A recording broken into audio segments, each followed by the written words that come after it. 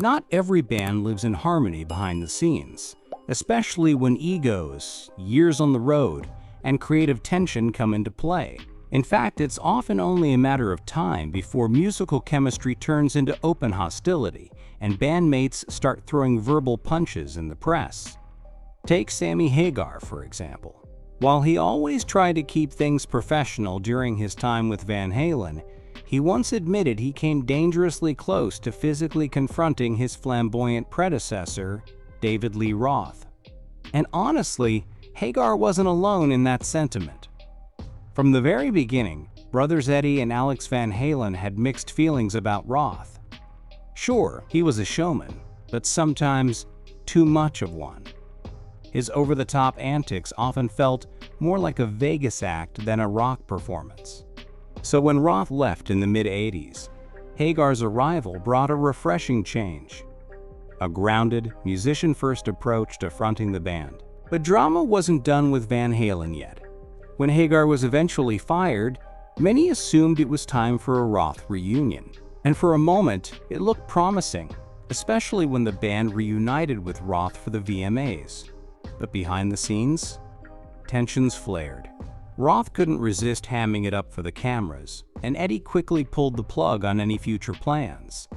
Instead, they brought in Gary Cherone of Extreme to lead vocals for Van Halen 3, an album that, frankly, went over like a steak at a vegan potluck. Realizing the magic was missing, the idea was floated. What if Roth and Hagar shared the stage in a joint tour? A dream come true for fans, a historic blend of two legendary eras. But anyone familiar with both frontmen could see it coming. The personalities clashed.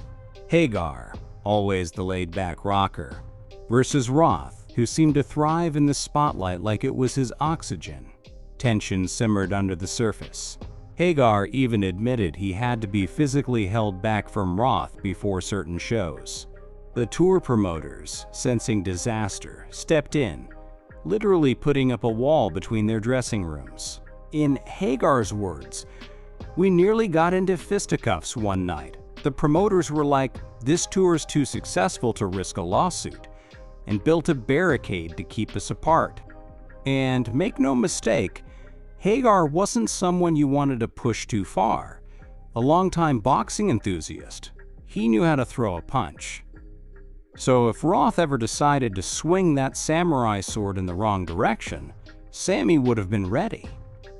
Despite all the friction, Hagar has never expressed lasting bitterness, especially not after Eddie's passing.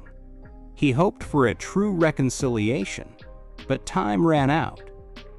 As for Roth, the two may never have been close, but they both left an undeniable mark on Van Halen's legacy.